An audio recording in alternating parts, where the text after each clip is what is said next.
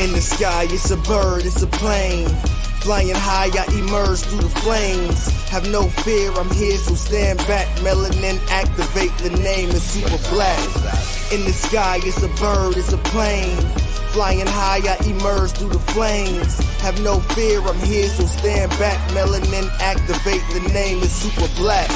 Imagine that, a future that's super black. Long as your skin brown, your superpowers intact. What would your powers be? Just hope it ain't super whack. Spatial manipulation, create a portal that's black. Maybe just super speed, time travel to run it back. Or cheat manipulation to keep my spirit intact. As I encounter evils the world face, needed the world to stay. Rest in peace to Chadwick, they killed all the Black Panthers. Told us white lies, I still marvel at black answers. Suits in DC, pray it lead to a civil war. It ain't no Justice League, what's the need to be civil for? Propelled like the juggernaut, it's clear ain't no stopping this. The world in grave danger, who can stop the apocalypse? They killed all the heroes, the new ones don't really care. But if you need me, put your fist up in the air. Yeah, in the sky, it's a bird, it's a plane.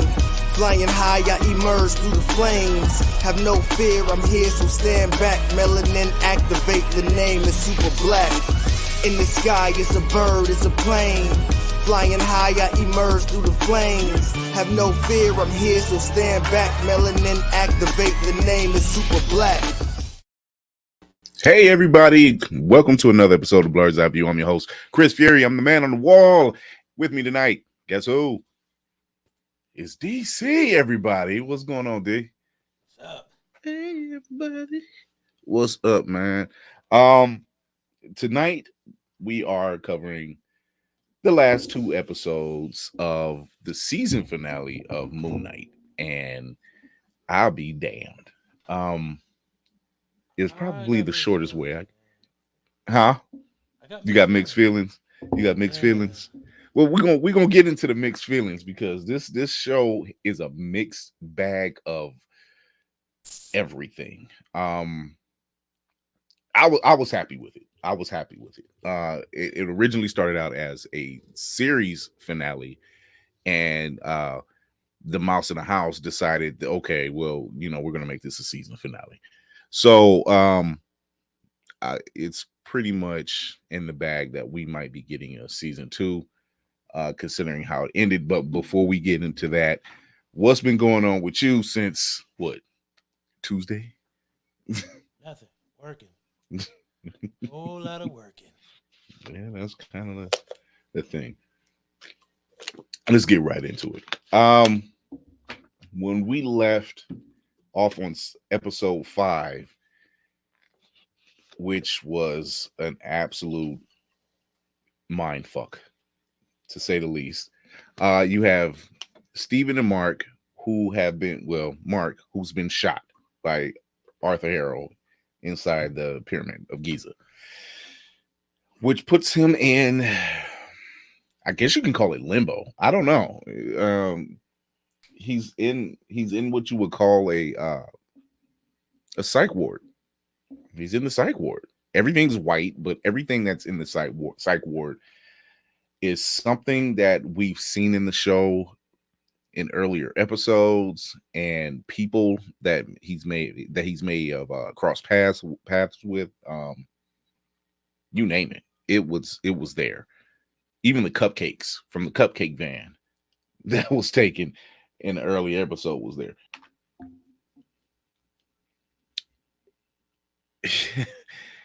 We pick it up with him being shot. He realizes he's there. He meets the goddess Terawet, who is the goddess of children and protecting children, basically, and guiding them into the afterlife. And in doing so, they are on the boat of Osiris. They're on their way, but the thing is, they don't have a balance. Steve and Mark do not have a balance of themselves or each other. And they kind of have to go on a journey of Mark's history onto why that imbalance is there. And it was dark. And it was a long haul for them, for the both of them. What did you think from episode 5, from them going through those banks of memories? What did you think, D? It was definitely different. The way they played it was sort of like a view into Mark's mind and how Steven was created. Mm, That's pretty much right. what we got out of that and why Steven came to be. And it's crazy because Steven was Mark's Moon Knight, if you look at it. Yeah, he was. Yeah, he was. He was. Stephen was. Stephen was Mark's protector due to what happened to Mark's younger brother. It was a sheer accident, and he lost his younger brother. And in doing so, they show the grieving process because and this is another thing, they touched on the Jewish heritage, which was good because Moon Knight's character is Jewish. So they touched on the Jewish heritage, which is like a week of mourning. I can't recall the name of it, but it's basically what a lot of people do. It's a week of mourning. Uh, and but throughout that week and even beyond that, Mark's mother just won't forgive him. She's just put all the blame on him. She despises him. She will not celebrate a birthday with him. Despite everything, his father is trying his best, at least to the best of his ability, to kind of mend that rift, and it just to no avail. It just fails. It fails. And no matter what Mark does, his mother just, for lack of a better term, hates him.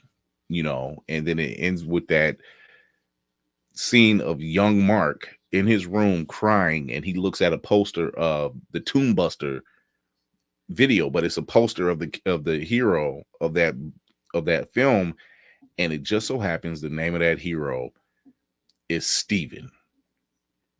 And it was Stephen Grant, and he adopts the name, he adopts the identity, he adopts the language, everything, the British language, everything. And thus Stephen Grant is born. And he acts as Mark's protector in times of emotional stress. And that's when he comes into play. And it's been that way from the time he was a child up until now when he's an adult. So you fast forward, he's going through all these memories, and you find out that, okay, he's gone through all of this, and damn, now they're on the boat and basically leading into the afterlife, with Terawatt. They're fighting the sand people, demons, whatever. And in doing so, that's when Steven kind of gets the idea. He's like, if I'm here, I have the ability to, and he begins to fight back, helping Mark fight these sand people. And in doing so, in the midst of everything, he, attacking the last one that was attacking Mark, he falls off the side of the boat, and he falls into the sands. Now, the falling into the sands led to him being frozen in place, basically turning into,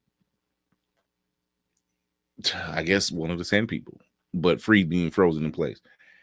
But in doing all of that, and through all the mind fuckery that's going on in that episode, Mark ends up in the field of reeds, which is his version of heaven. Because as Terawatt puts it, everyone's heaven looks a little different. And this was his, and he was at peace. That mythology, the field of reeds is like kind of heaven. It's the same for everybody. They go there until they transition over. Because, like, even, spoiler alert, in the final episode, Tafiti even tells, what's her name, that her father, her father gets Layla tells Layla. Yeah. Layla, so it's their kind of transitioning place, sort of like. Yeah. It's their happy place. Happy place. Yeah. Because when they open up in when they open up in episode 6, Mark is at peace. He's there in the field of reeds. And he even says it. He's at peace. He's happy. But at the same time, he has that guilt again. And he's like, I left Steven behind. I shouldn't be here. And in the meantime, while all this is happening, Layla, who is an absolute badass throughout this entire show. Not just one episode, but she's a badass. She's pretty much holding her own.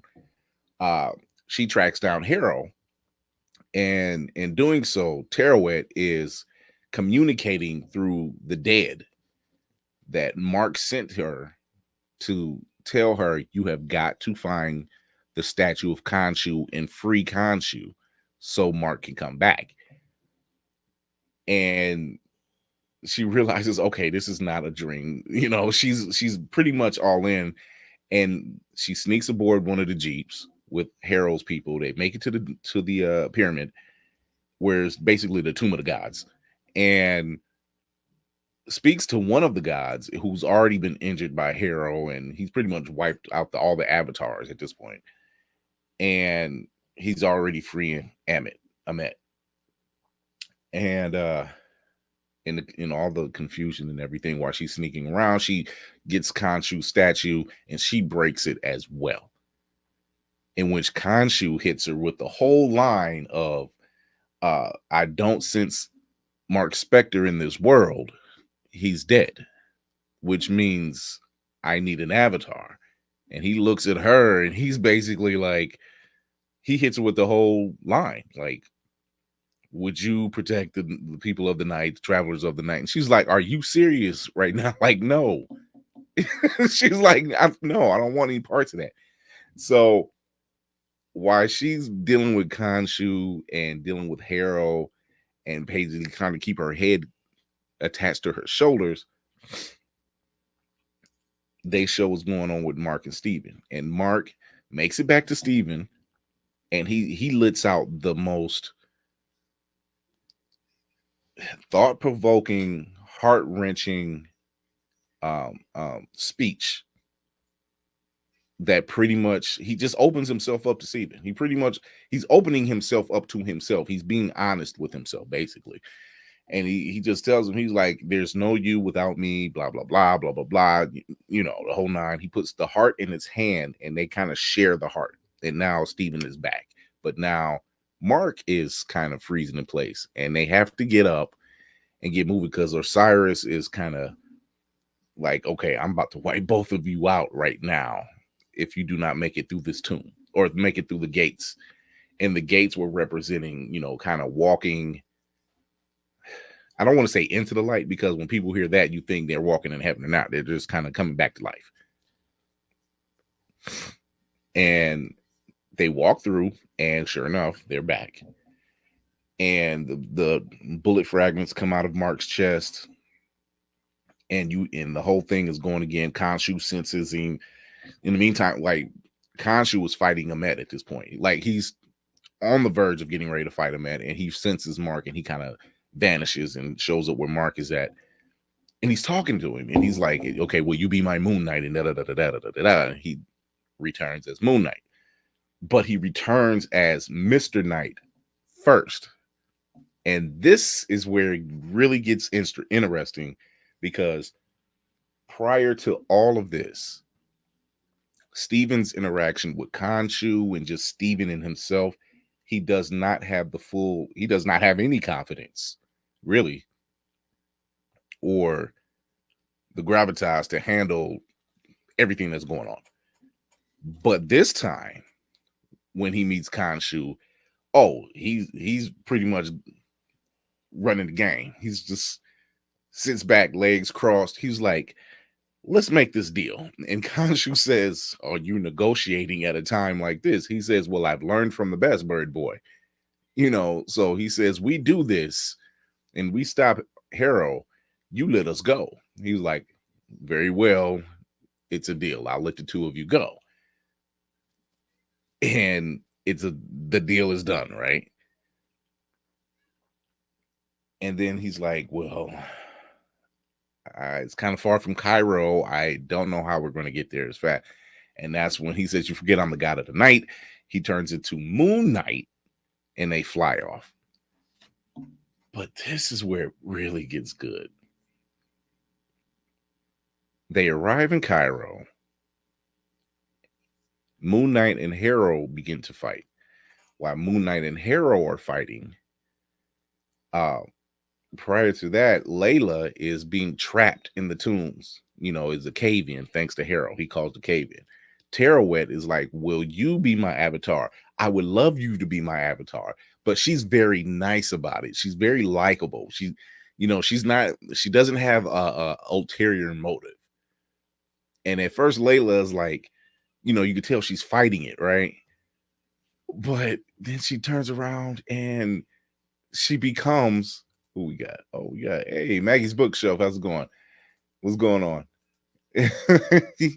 Yeah, he has silence, peace, but regret. She said I didn't like Layla, but she was a badass. She's always stopped Mark from doing what he had to do.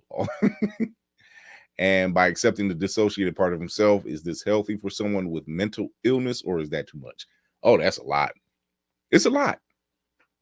There's so many levels with it because this show, and not just this particular Disney Plus show, all the Marvel Disney Plus shows have some level of dealing with mental illness, PTSD, human rights, and they put it in a way that you can understand it. It's digestible. Is easier to fix. It's just not blanketed over because there's superheroes involved. These folks are really dealing with some issues. Wanda's Groovy in the building. Wanda's dealing with grief. Wanda's dealing with grief. Loki is dealing with how to better himself, basically. Loki was dealing with the fact that he knew he wasn't shit and he finally realized it. Yeah, that's what I'm saying. He just realized at some point he's going to die. And so it's like, but yet he's here. What does he do now? He's always going to fail. That was his destiny, to always fail. Falcon and Winter Soldier deal with PTSD and human rights. These shows, That's racism. In racism. And these shows, they do a pretty good, well thought out plan on how to deal with it. But Moon Knight, this is the first time you actually see a true mental illness being at play, being at the forefront. And the character really does have DID in the comics. He has these issues, and it's just now seeing it in this form. Wow. And but yeah, Layla, for a second, man, because there's a lot that you're underselling. What's that? So going back to the whole them turning into dust thing and the door, I like that analogy. Okay, yeah, because it was pretty much them coming back to life, which was cool. Mm-hmm. But it felt weird in the cave and the whole country thing, and Layla. I like the way they did it. Or her becoming who she is now. Yeah, it was okay. Never meant for her. Well, see, here's the thing.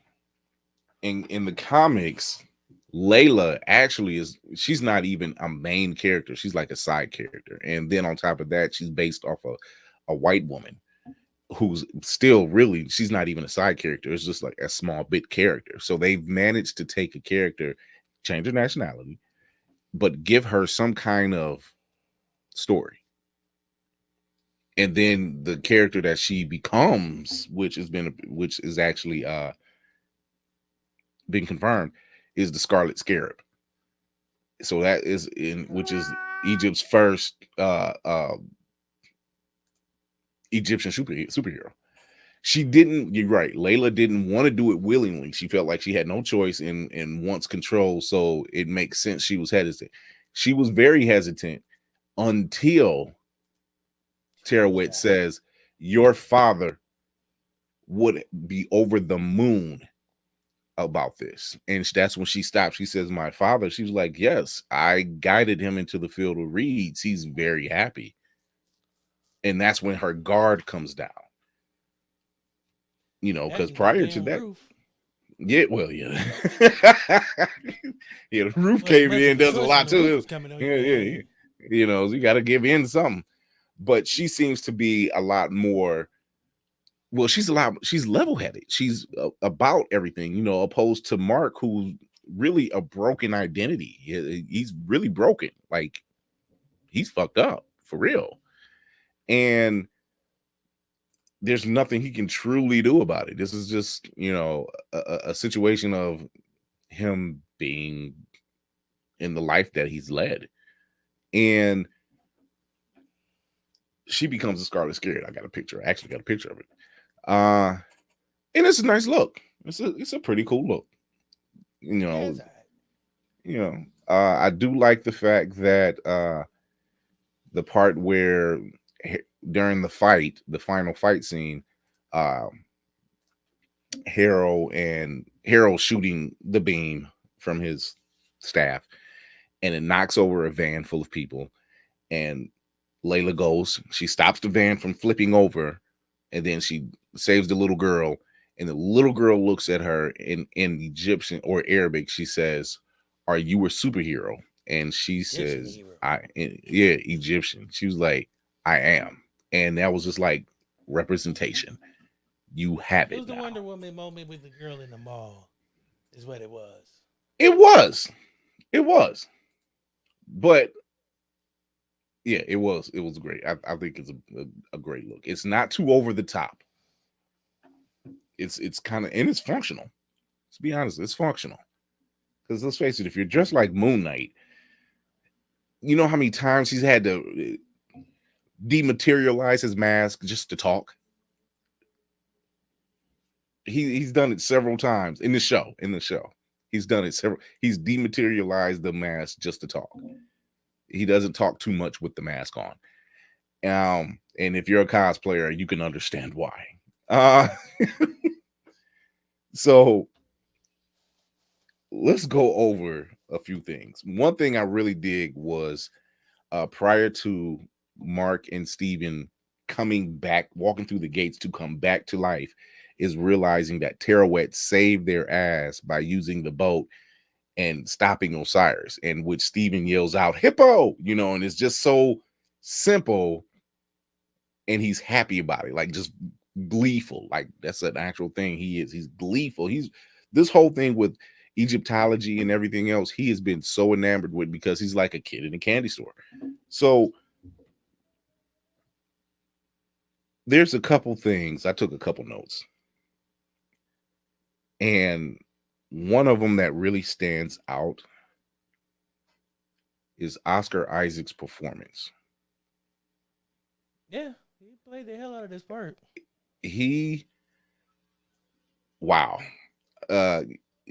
When talk about balance, the final fight scene, this is when you finally see balance in between Mark and Steven, and they are effortlessly transforming from Moon Knight to Mr. Knight during battle. And I will say, they finally got balance. Yeah, they finally got balance. And I will say, Steven was looking slick as hell, because the scene where he blocks the punch, bop, bop, bop, brushes the shoulder, and does the swing, even though he got folded right after that, it was just a nice, clean two-piece. I'm showing off. I got my shit together. Not exactly. You got a little too over the top, but you were fine. He was a clean shot. It was a clean. He looked clean doing it. I ain't gonna lie. That suit is. I like that suit. That suit's sharp. And he's learning. It is. Steven is a simple dude with a simple background. And top-notch performance, especially when he's two in one body speaking in the same moment. That's true, because he was flipping back and forth on his accent. Yeah, that was not easy to go from that to British back to, just not easy at all. And he does it. He kills it. Yeah, Steven did get the ladies with the suit. I can't tell you how many women swooned when they seen the poster. That suit. They not gonna lie, the suit was sharp. But yeah, Oscar Isaac if he doesn't get nominated for some form of Emmy, and it's not because, you know, as a superhero buff, we need to be recognized. It ain't even that. It's just like, dude, your performance was hidden, and he put it on like with no problem. What you think? Oh, his performance was crazy.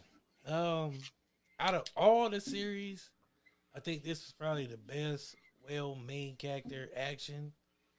Like the main character was like front and center throughout the show, and it was heavily like the storyline was good, the acting was better. Like the acting kind of sold the story more than the story stole the actor.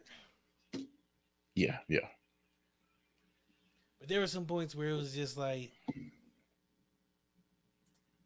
drawn out, like you could tell they were going for it. Like the scene in the sand. Like I get what they was going for. It was trying to show the duality in that for Mark to be complete, he needs Steven. Cool. But the speech was a little cheesy for me. That's just me. DC's not for the cheesy speeches. He's like, look, man, Mark we got was busy. Frozen, so I'm not sure how much of that he truly heard. Well, he said he heard it. He said he heard it. Yeah, he's like, because Mark says, like, he's like, I gave a speech. He was like, yeah, I heard, you know. So he heard it. DC's not for the cheesy speeches, but that's okay. It felt like it was kind of necessary, but at the same time, it was.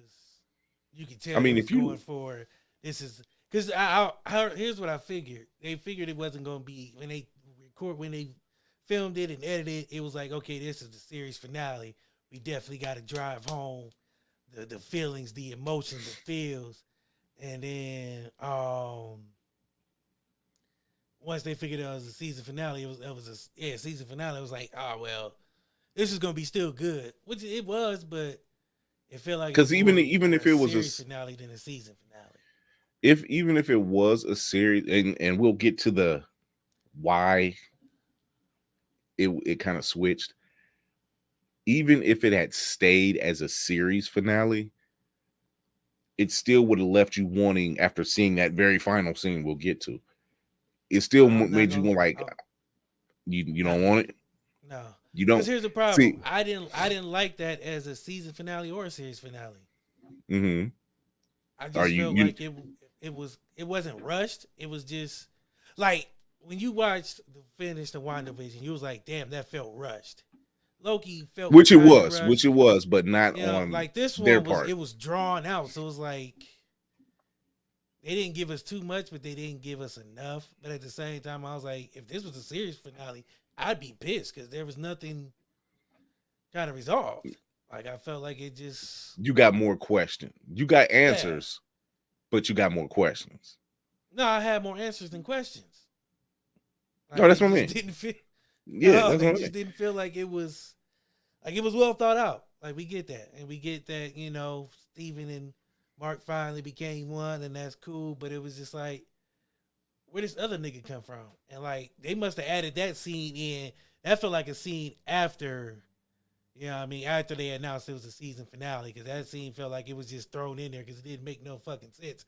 Like it just did. Like, was Harold dead? Like, how was he in it? Like, was this a real thing? He in the psych ward? Like, what was this? Yeah. The psych ward thing was confusing until, well, like Maggie's Bookshelf said, I didn't know it was a season finale until after I watched the final episode. It was so underwhelming. Then I found out it will continue. I was like, well, okay, that's a fine ending then. Cool. It was decent. Yeah. But they beat the shit out of Harold, put Ahmet in him, and like this nigga just was in a psych ward after that. So this is the funny part. Like, where did that come from? The beating the shit out of Harold and everybody ending up dead. Now, really, really think about this. Now, you know, in episode 5, when they're kind of going through that mind trip, Mark and Steven, and they go into the one room and you see all these people Well, I that know why everybody was dead. There's another yeah, character. That yeah, I Mark, get. because Mark, But why the Mark was a fuck was Mark. Harold beat the shit out of, and then they just let this nigga live into a That's well, see, psych that was ward? the thing. Was that Think real? about it. Was that a fake? Yeah, yeah, that was Yeah, real. what? But this is what Okay, because I said this was is it what's real or it. fake? You was like, yeah, both. It was real. What the No, it was fuck? real because think about it. The entire series, Steven didn't kill anybody. Oh Mark no, didn't kill I'm not. anybody. I know about Jack Tunchi or whatever his name is. That So like that I Jake don't Lockley, get. yeah. And then I just realized, like it took me a while to realize in the opening scene, we see Harold stepping on glass. Mm-hmm. In the final scene of the psych ward, Harold's feet is bleeding. Yeah. His mind start unraveling to you know what I'm saying? Like his mind start unraveling because he didn't know what was true or not. So his feet started bleeding was a callback to the first scene where he stepped in the glass because his mind was cool when it met. After that, he started unraveling and like he lost it. Well, see, this is a cool thing. When Harold first released Amet, the first thing she says is you're unbalanced. Well, And he says, I know. He said, yeah, I know. He says, but he's very accepting of what his fate is going to be. He feels like he's done the job he needs to do. He freed Amet. Like, so whether he lives or dies at this point, it doesn't matter. And when she tells him, I had an avatar who was well balanced, who was evenly balanced, and they betrayed me, and I ended up being entombed. And that's when she says, you will do fine for now. I will let you live. So it's like these particular gods kind of make the rules up along as they go, like as they feel fit, as they see fit. Especially when he was going through the whole, Amet's going to go and if your soul is unbalanced, you're going to go ahead and die. And if you're balanced, then you're fine. And here he is unbalanced and he gets to live. Well, she was killing due to her because it was her. Huh? Yeah. She was killing people who was evil before they got the chance to be evil. Is what she that was something else that was touched on because Khonshu was killing after the fact. After they did it. So like who was right and who was wrong when you think about it? Still. Right. And Harold got to live because yeah. Yeah. So Maggie's bookshelf says, well, it makes sense. Amet would say that she wants to kill before damage is done. Harold doesn't mind that at all, but a balanced person would have a problem with that. So this is where it gets really jaded because think about it. The MCU villains, so far up until this point, tend to have that same thought process. Thanos had that thought process. Ultron, to a certain degree, had that thought process. Killmonger has that thought process. Insight? Yeah, Project Insight has that same thing was it Winter Soldier? Project Insight, same thought process. We take out the threats before they actually become a threat. And Cap says it. He's like, you haven't even given these people a chance to prove you wrong otherwise. Rhodey says it when they're talking about it in Endgame. He says, why can't we just go back in time and find baby Thanos and, so it's like, yeah. So you got to wonder who was right and who was wrong. Where does the morality line blur? Because wherever they say. Because Khonshu was like, I'm taking out the worst of the worst after they done the deed. But like Tony Stark said, he's like, we're the Avengers, not the Prevengers, right? We're the Avengers. So why aren't we avenging? The job was done already. We have to fix that. What about before? How can we stop it before? Anytime man tries to stop something before it happens, it becomes something bigger. Like, look It at does. any war that has ever happened. Somebody tried to intervene and caught themselves going over there with a bigger gun, and then the next guy came with a bigger gun, and then the next guy thought he had a bigger gun. See, Tony had the suit of armor. That was his big gun. And he tried to Yeah. create Ultron, which was a bigger gun. And see what I'm saying? So every time man tries to step in and stop something, 9 times out of 10 it becomes a bigger problem because man wasn't meant to Dude, sometimes you have that can't have that stop. level of knowledge. Yeah, you can't stop the train, basically. Maggie's bookshelf says, I believe that life is all about a series of choices. You can go left or right. You can think about doing something, but at the last minute change. This is true. So, like, at which point does Ahmet see something like that? No. Does that play in that? It becomes a morally gray area now, doesn't it? Well, not for Ahmet, because her thing was if it's in your soul, ingrained in your DNA is what they're kind of looking at, their soul. So if it was in So your if you're soul, like if you plan on murdering someone and your intent whether is it's to 10 go years ahead, from now or 5 years from now, that's what they picked up on. So it Yeah. wasn't like they was looking at somebody doing some shit tomorrow. It was down the line, a Yeah, series yeah. of them choices Events. they planned on making. Hmm. So I mean, It's a like way- I said, it it's was a way- pretty much like Project Insight. You know, yeah, it was it's a looking way at to people look at. who had a chance to become a college student, and he might become an athlete. Then he might go to the military. Then that might prompt him to become a superhero. Yeah, She says, Ahmet says a series of paths could go wrong, and she won't give them the opportunity to take That's it, what it even was. if there is a chance they won't. And I mean, okay, like you mentioned, Project Insight. Some of the people who's listed in Project Insight was Stephen Strange and Bruce Banner. Those were two of the names that were on the Project Insight list. You just got to have a really quick eye. You had the fucking Baxter building. The Baxter bit, yeah. So it makes you wonder, and then even with Thanos, prior to him getting the stones, his solution was wipe them out, like kill them, wipe them out, like shoot them down, mow them down. So It wasn't that. It was more wipe out half the world. yeah, You he was know, like when he wanted went to and be got when he peaceful went and about got it. He didn't want to. He only reason he got violent with it was because of the Avengers. Again, somebody trying to step in and do some shit. You know what I'm saying? Interfere with some shit. You know? What's up, I Isaac? say Thanos was kind of right if you look at it. That's just me. It makes you say that, right? I mean, because, it makes you say, you know, when he took the route not with the way he did it. It wasn't. It was more of the world is big. Now he could have just created more resources. That's a thing. That's one way of looking at it. He wanted to wipe out half the world and give life a chance to Cultivate. get reborn, Mm-hmm. to get a little less people, a lot more Earth, which is cool, I guess, but not really. But at the same time, I look around and I be like, damn, there's some dumbass people out here. and that's when you realize maybe Thanos was right. Like, if he just got rid of the stupid half, would we really be so bad?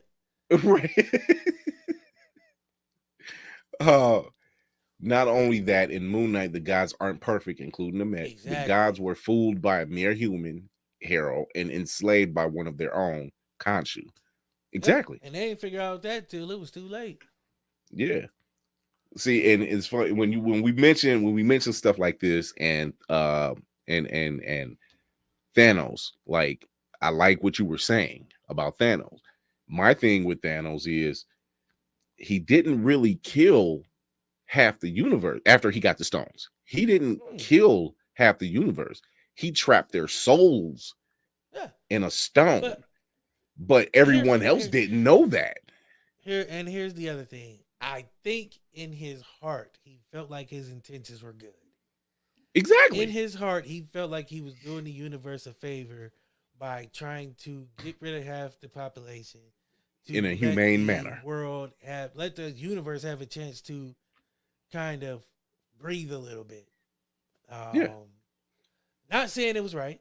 Again, Unless we get It could have been maybe. executed a little differently, or for But whatever again, he could reason. have just did something like I said, the resources. You could expand the resources. You could. There's a lot of things you can do, but again, one person steps in with a big stick, and then somebody else brings a bigger gun, A bigger and then this stick. nigga got 6 gems, and now he wiping out half the world. Again, every time somebody intervene in some shit they ain't supposed to intervene in. You said in Yeah. theory it makes sense, but Yes, that it is definitely genocide is. at its core. To save True. food, to clean the air, etc. See, and that's where is it a morally gray line now? Not really, because it's still murder. I mean, murder It's is murder. is it well, what he did before he got the stones was straight out murder. You see that when he Shit out of gets everybody. Gamora. Yeah, that's what he That does. was sacrifice. Yeah, that was sacrifice. There's So sacrifice and murder yeah, are the same. it's the but balance. At the same time, it's murder with a cause. It's more than what it costs. So then when he gets the stones, he's like, because is he really tired of being the warrior and having to vaporize and wipe out and kill and maim to kind of show his hand and say, look, the nigga I'm went doing to a this for field your of own reeds good. Afterwards, Who? Thanos. Thanos? Well, no. Thanos, Oh, you mean Mark? Yeah, Mark did. Yeah. No. Or you talking about Thanos? Thanos went to his. He went to that farm. There was a field of reeds there. Thanos just wanted to make his grits. That's it. He just That was wanted to it. have wheat. She says,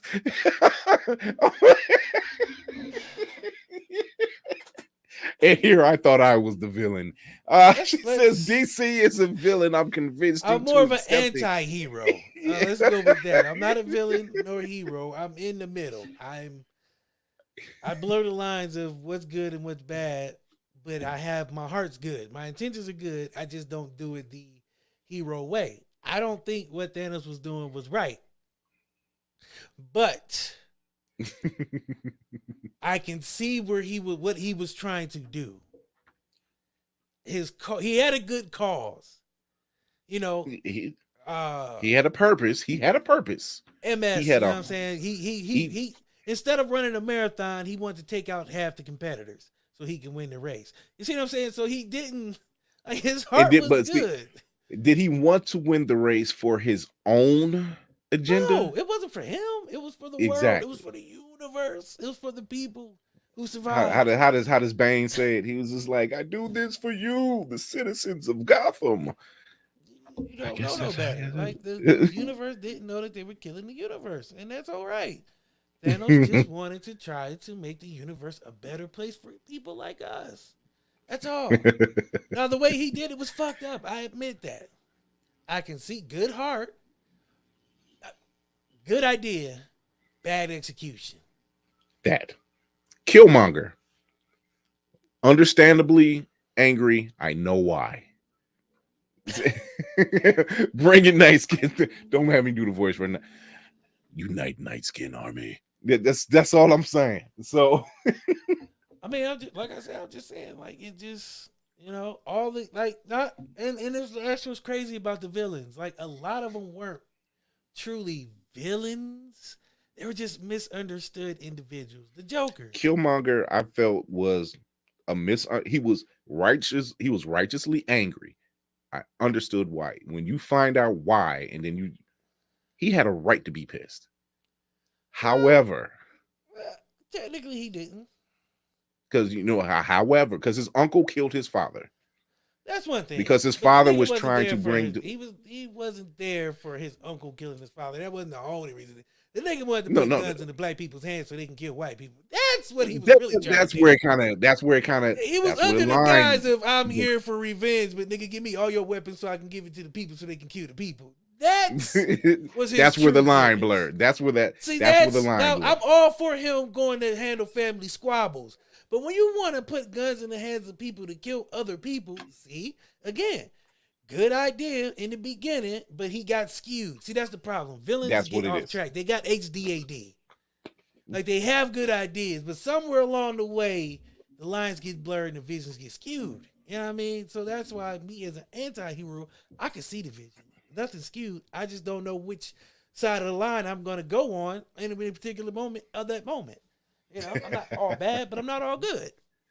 You know, Peter Quill said it the best. I'm a dick, but I'm not an asshole. What he said, yo, yeah, he says, he was like, I'm a dick. I'm not 100% a hole, and you know that's how he says it. Yeah, I mean, you know, I see the premises.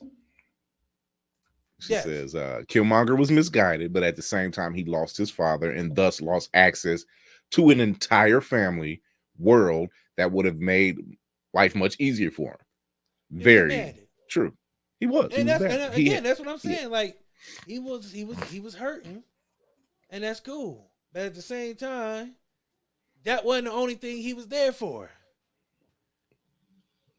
No. So no, because he felt like okay, I'm gonna take dismissing you. Yeah. But I ain't never wanted to put guns in the hands of black people so they can go kill white people. That just no. Yeah. However, he lost me. That's where the battle was lost. You'd be like, dude, I didn't know. Like I was on board. I was like, yeah, Killmonger, man, let's go. And he was like, yeah, I want to kill all the white people. I was like, oh, geez, bruh. Like, hey, all like, of them? You mad at T'Challa and Shuri? You're like, look, they didn't even know that happened to your father. They didn't even know you existed. It's not their fault. He wouldn't have known. They wouldn't have known. About the people. Nobody knew. Nobody knew except for Ziri. Nobody knew except for Ziri. The question was, would he have known about the problems of other black people if he was raised in Wakanda? The answer is no. No, he wouldn't have. No, because the way they were sheltered. Yeah. Now they cut themselves off from civilization. Right now, now if you look at that same conversation that Killmonger was trying to make was the same conversation that Nakia was trying to make with T'Challa. It was the same conversation. Kind of. It was because she was a spy. She was a spy, and she seen the stuff outside of Wakanda, just like Killmonger's father was a spy. And he seen the stuff. They were both war dogs. They seen the stuff outside. Yeah. Would he have known of the other black people's problems if he was raised? Right? No, yeah, that's what you just said. But so same conversation, but the execution was different. Yeah, that's what I'm saying. Because what happens at the end? Had a conversation, but it's the execution that is where a lot of them fail. You know, everybody got a good game plan until they either get punched in the mouth or that plan fail, or you see that the way you thought it was gonna work ain't gonna work, so you gotta try to switch it up. So Killmonger, like Nakia, the way she wanted to do it was kind of the peaceful way. Killmonger said, "Fuck that, let's turn it up to 100 and just wipe everything out." Yeah, and it's kind of the same thing with Khonshu and Ammit. Now Khonshu was getting wiped, but my theory is the reason why he was getting folded in the match is because Ammit was taking in the souls that were leaving these unbalanced people were feeding her. Yeah, and making her stronger. And Khonshu didn't have that. He just had Khonshu was a bitch bird. Bitch bird. Oh, don't make me superimpose his head on Big Bird's body. Hi, Bird. But it should be it was the same thing. And he was getting white because he was getting white. Ammit was real with it. He was getting his ass folded. Yeah, and that's my problem. That's the question I have right there. This nigga was the slowest staff slinger I ever seen in my goddamn life. The kaiju battle. That nigga didn't know how to fucking swing that staff. This nigga was like, meanwhile, fucking Ammit hit this nigga with the left, right, Mike Tyson shit. Getting his ass beat. She ain't had to have a weapon in her hand. She was giving this nigga the 2-piece combo. Ammit was beating on Khonshu like they beat up old boy who jumped Dave Chappelle. That's what happened. White. He walked out with the arms up there. White. Like Ammit was taking this nigga by the beak and just dragging this nigga through the sand. They didn't show them parts because they wanted to make Khonshu look good. But I seen the undeleted. No, scenes where no, this nigga was getting Khonshu, wiped. no, Khonshu was getting wiped. As a matter of fact, while Khonshu was getting wiped, Moon Knight was handling much better than he was. But Layla was doing but Layla, wait. Moon Knight But was getting Layla wiped was too. doing no, he was, but not Moon Knight was like getting not wiped like too, and it was two of them niggas. And Yeah, it was actually 3-on-1, and they were still going to get wiped for a minute. So let's not act like the villains wasn't wiping the flow for a minute till these niggas had a Power Ranger moment and beefed up somehow. No. But I was gonna say, but Layla was handling business. On his chest and putting the screws to this nigga. He was shaking on the ground and shit, about to lose his whole suit. And Layla came and drop kicked this nigga like Hulk Hogan. So Layla now saved Mark. Layla saved Mark. That's what I was saying. Layla was pretty much handling business no matter what was going on. So which is crazy because Layla been doing this shit for 10 minutes. These niggas was doing this shit for 10 years and getting their ass whooped. So now what we have is another blackout moment, because you mentioned how Harold was getting his ass whooped and all of a sudden they don't kill him. Well, think about it. Everybody else was dead, but even Layla said, Mark, what was that? He says, I blacked out. Mind you, think about it. Every time Mark or Steven blacked out, somebody ended up dead. Like a crowd of people. Them two blacked out together. Yeah. People ended up dead. And so Jake was there from the very fucking beginning with the Scarab when they was at the very beginning. Was it first episode? Killed them niggas in the that was Jake. That wasn't Mark. That was Jake. You know, when they was fighting the guys on the roof. Once again, when Mark was just trying to talk to the people and get some information. He couldn't even do that. Let's go Killmonger. Yeah, everybody wanted. And I'm the villain.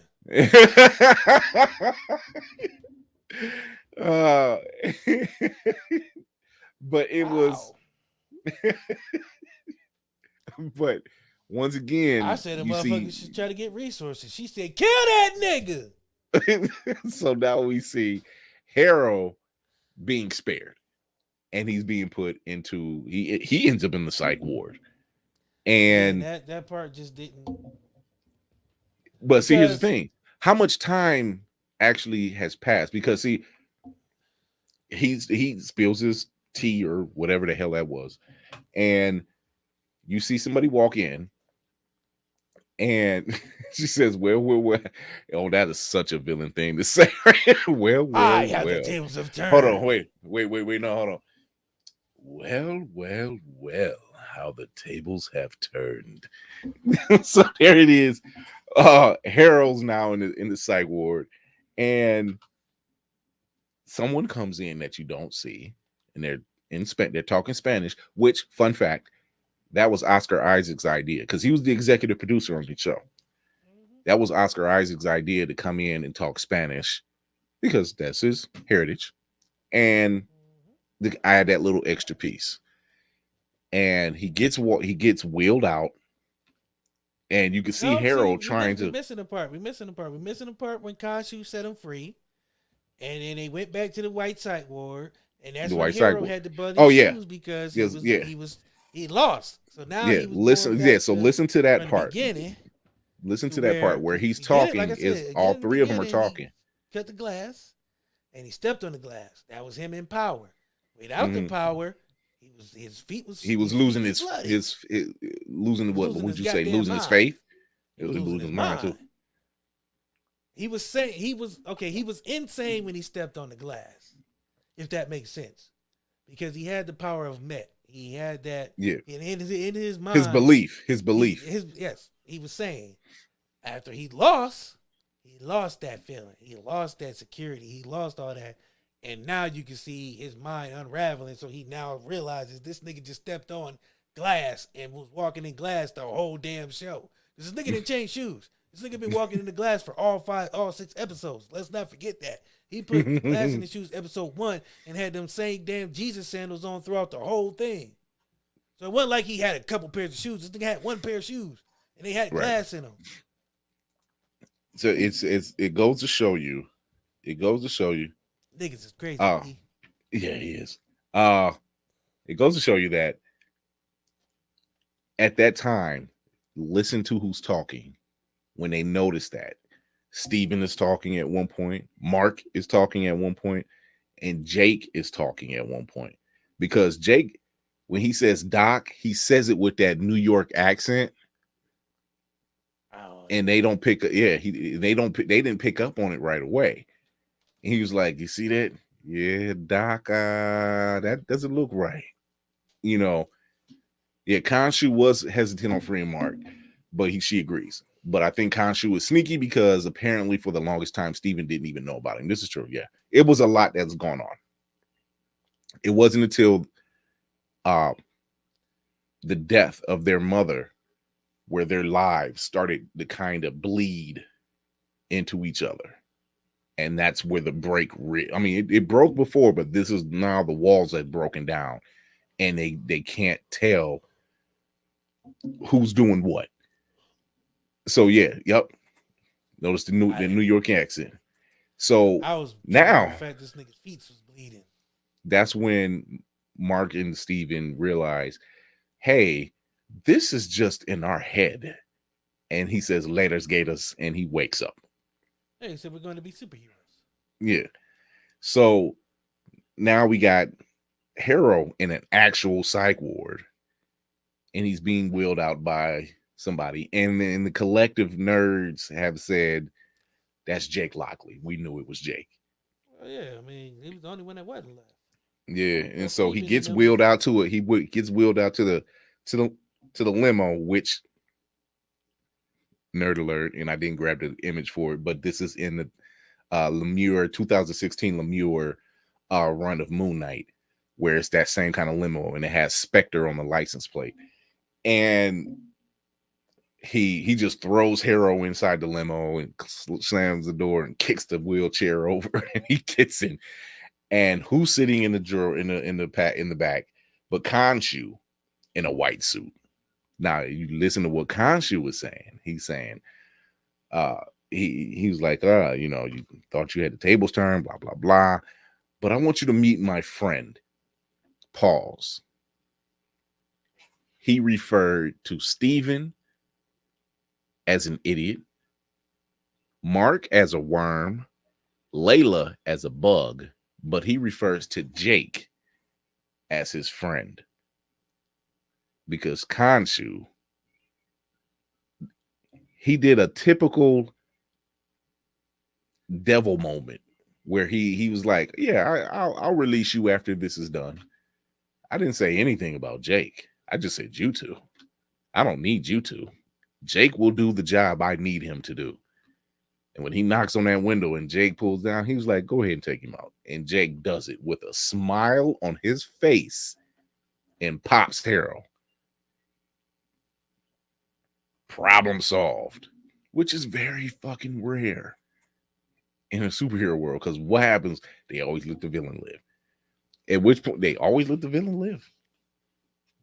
But not this time. Not this time. Not always. Some of them niggas die.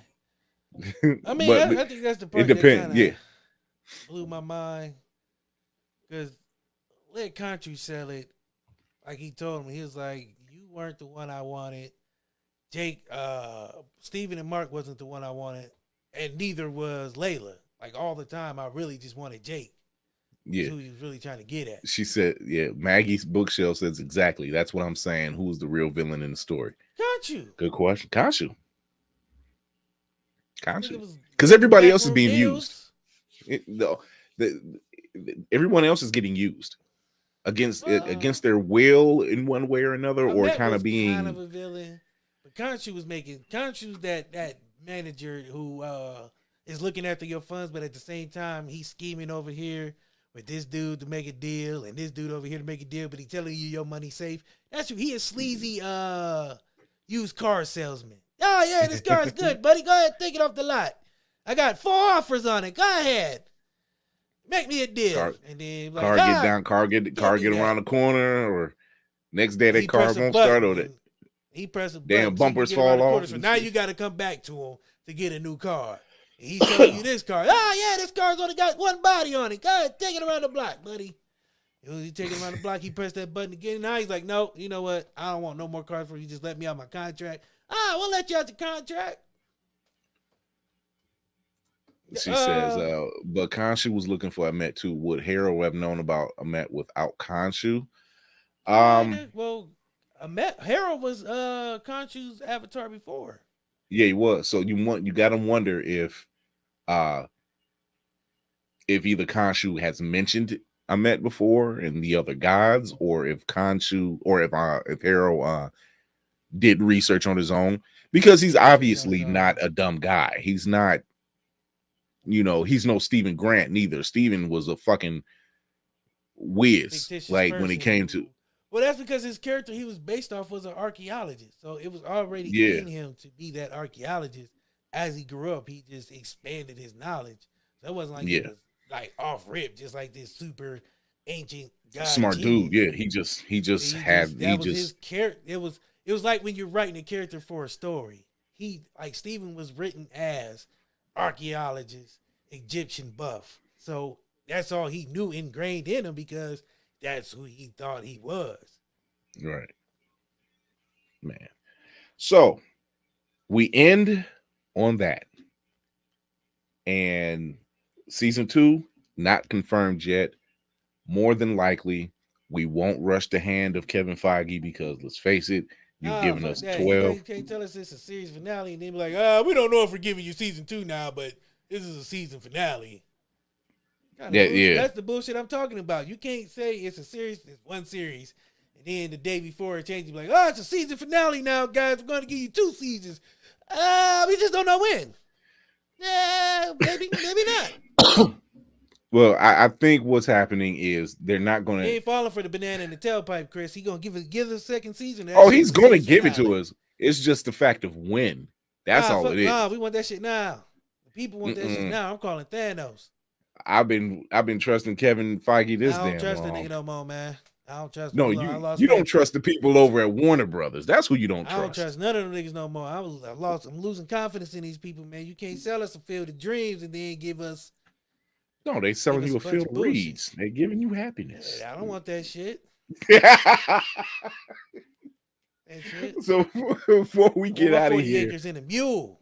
Promise some good shit. Before we get out of here, let's get your thoughts. What are you looking forward to if and when a season? Well, we know a season 2 is going to drop. We just need to know when. But what are you looking forward to if there is a season? When there's a season 2? Well, because I have advanced knowledge, they're doing a Halloween special about the werewolf man. I'm looking for them to try to bring that story in. Yeah, Werewolf by Night. I don't know why I call it werewolf. Which is by Night is supposed to be a Hollywood special. I mean, Halloween special that they're doing. Sooner or later, they're gonna have to kind of touch on that because you can't just have one episode and just be like, "Hey, here it is, and here it is." Yeah, I thought, and Warner was supposed to try to build that character up in the end of this, but apparently, since they said it wasn't gonna be a series finale, they kind of dropped that. Yeah. Well, here's the thing. That's when Moon Knight was actually introduced. Yeah. Was in Werewolf by Night. So, that's that. We obviously will not see the last of Mark or Jake or Steven. And so I'm looking forward to see what they have going forward. I like to see more Layla because I just like to see more Layla. She kicks ass. Every episode that she's shown up where she's basically she's holding her own. She's proven. She's not no damsel in distress. Female characters, in the series. Mm-hmm. They actually let her just, kind of roam free, despite what Maggie's bookshelf say. She didn't hold Mark back. She was actually his, his conscience, kinda, sorta. And here's another thing: if Steven is Mark's protector from the mental or emotional stuff, does that make Jake the protector for the physical shit? Nah, that just make Jake a fucking murderer. Not a fucking murderer. Oh man! Like, let's not mince word. This motherfucker, every time he showed up, people died. Man, Dixie, where can they find you, man? Not around Jake's killing ass. Murderer. She was not angry. She wasn't. Well, I mean, she was too angry and couldn't stay focused. She was Oh, man. kind of angry. I wouldn't say she was too angry. She had enough anger for somebody who lost their dad and their husband was globetrotting around the world in a white monkey suit every now and then you come to find out this nigga's actually been crazy his whole goddamn life, and there's two of these motherfuckers inside of him, and then you find out you don't even find out there's three of them yet. So now you blame her? Like her husband just up and ran off on her and got a British accent and became a fucking librarian and left her ass alone by herself talking about protecting her. Oh, by the way, this nigga possessed by a god bird. How you wake up dealing with that? How angry would you be if this nigga Easy. Pour sand around you. Easy. You pour sand around the bed and put painter's tape on the wall. That's how you do it. And chain yourself to the bed. Gallivanting with a big bird skeleton and she ain't got no right to be mad. This nigga left her and lied. I bet she rather he cheated on her than this nigga do what he was doing. Well, he damn near did, and it would have been Jake's fault because that's who made the damn date with the cute museum girl. Because Steven was she was asking for a divorce. She was asking for a divorce. Can you blame her? This nigga but left Mark, for like 4 years. Mark Mark couldn't sign it because Steven wouldn't let him. Steve was like, if I had you, I would never let you go. Why did you wait, stop. You sounded like Herbert the pervert for a second there. Just for a second. If I had you, I'd never let you go. Get your fat ass back here. Waiting on the paper boy. Hope he brings some good news. With your fat ass. That was my dude, him and Bruce. Oh no. Got some waffles. Met a guy at the library. Hope he called. Not the waffles. Not the waffles. Oh man, let's get out of here. Damn it. Where can they find you? I probably shouldn't have had a fat kid on a raft earlier. Mm-mm. On the screen. That's where you can find me. What the shit _podcast. There's DC Chambers on one word. The Stuff Podcast on Facebook, Opulence Radio app, iTunes, iHeart, 4Media TV Hub,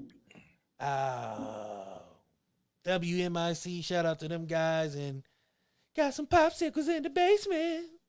Oh my God. You can find me here, Blurred's Eye View, just on IG, Blurred's Eye View, all lowercase, one word.